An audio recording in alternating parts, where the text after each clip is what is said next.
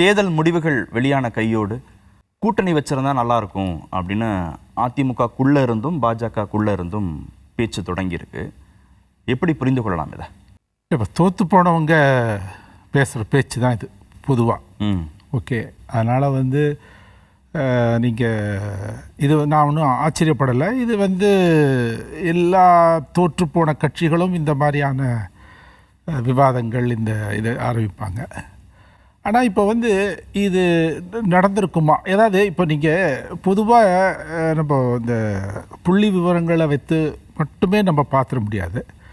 இந்த புள்ளி விவரம் இப்போ ஏன் உங்கள் கூட்டணி வைத்துக்கொள்ள முடியவில்லை? அவர் திங்க் அண்ணாமலை ஏதோ ஒரு காரணங்களுக்காக கூட்டணி அமையவில்லை அப்படின்னு ஒரு வார்த்தை சொன்னார் முந்தானி 2 நாள் முன்னால்.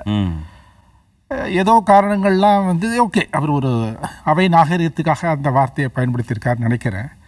பட் ஆனால் உங்களுக்கு நீங்கள் 2021 சட்டமன்ற தேர்தல் முடிந்த பிறகுலேருந்தே இந்த விவாதம் ஆரம்பித்து விட்டது. அப்பொழுது சி.வி. சண்முகம் விழுப்புரத்தில் சொல்கிறாரு, முஸ்லீம்ஸ் ஓட்டு எங்களுக்கு கிடைக்கல. அதுக்கு பிறகு அப்புறம் அதை கொஞ்சம் அணைச்சி வச்சாங்க. அப்புறம் பொன்னையன் ஒரு அந்த பயிற்சி குழாமில் சொல்கிறாரு, இந்த மாதிரி பாஜக எங்களை அழித்து விட்டு வளர இது. ஸோ இதனுடைய அப்புறம் இவர் நீங்கள் அண்ணாமலையினுடைய பிரச்சாரம், அண்ணாமலையை பொறுத்தவரையில் அவர் அந்த கட்சியை வளர்க்கணும், பலப்படுத்தணும். அதுக்கு எல்லா விதமான உக்திகளையும் பயன்படுத்த வேண்டும். அதில் எது சரி தவறு என்று பார்க்காமல் அவர் ரொம்ப ஒரு அக்ரெசிவாக போனார். ஸோ இதெல்லாத்தினுடைய நீங்கள் அது ஒரு இதுவாகத்தான் அந்த கல்மினேஷன் அதனுடைய முடிவாகத்தான் அந்த செப்டம்பர் 2023 ஒரு தீர்மானம் போடுறாங்க. ஸோ அவங்க தீர்மானம் போட்டு தானே பண்ணுறாங்க. எல்லாருமே இருந்தாங்க. இது ஒன்றும் ஜெயலலிதா மாதிரி ஆல் ஆஃப் அ சடன் ஒரு மிட் நைட்டு அவங்க 1993 ராத்திரி 12 மணிக்கு அனௌன்ஸ் பண்ணுறாங்க, இனிமேல் நான் காங்கிரஸோட தேர்தல் வச்சு அலையன்ஸ் இல்லைன்னு சொன்னாங்க. அது மாதிரிலாம் கிடையாது. இது நிதானமாக இது பற்றி விவாதங்கள் நடைபெற்று ஒரு விதத்தில் பார்த்தீங்கன்னா அஇஅதிமுகவில் இந்த உள்கட்சி ஜனநாயகம் வளர்ந்துருக்கிறது என்று நான் சொல்லுவேன்.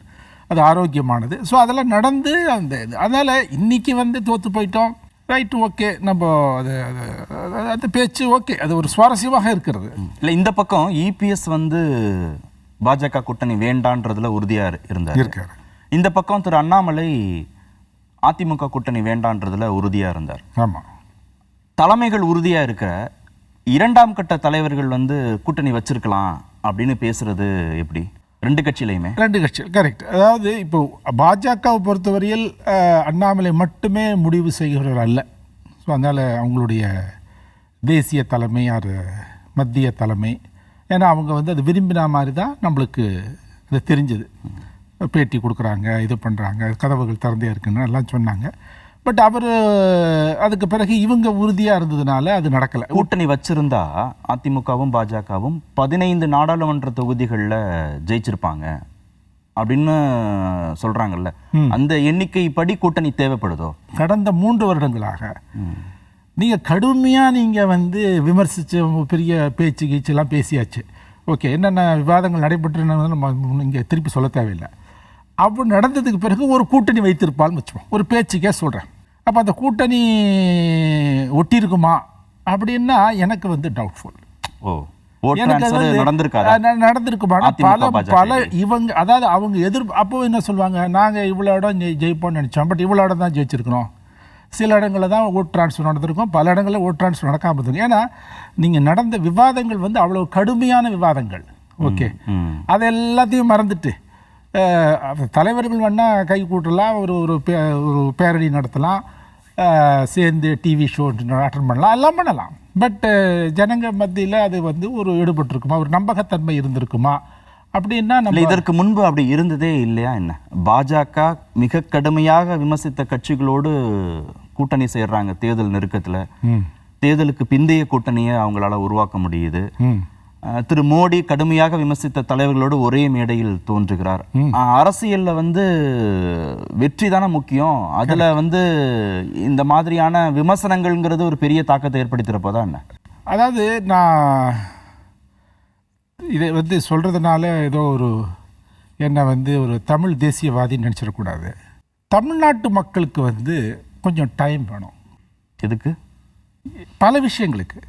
அவங்க பொதுவாகவே ரொம்ப நீங்கள் வெளி தோற்றம் பண்ணால் உங்களுக்கு ரொம்ப ஒரு ஃப்ளாஷியாக இல்லாமல் இருக்கலாம். ஓகே, ஒரே கலர்ஃபுல் ஜிகா ட்ரெஸ் போட்டுக்காமல் இருக்கலாம். அது இதுன்னு. பட் வந்து ரொம்ப நிதானமாக சிந்திக்கின்ற மக்கள். நான் பல மாநிலங்களில் சென்றதுனால மட்டும் இல்லை, சில இடங்கள்லாம் நான் வருஷக்கணக்கில் வாழ்ந்திருக்கேன், அதனால் சொல்கிறேன்.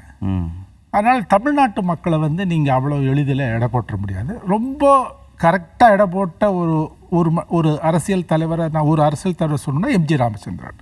ஓகே, அவர் ரொம்ப பிரமாதமாக எடை போட்டார். ஸோ உங்களுக்கு வந்து ஒரு டைம் வேணும். நீங்கள் உடனே நீங்கள் வந்து இப்போது ஈவன் நீங்கள் சொல்கிறீங்க பண்டாரம் பரதேசி அப்படின்லாம் இவர் சொன்னார். 98 தேர்தலில் சொன்னார்.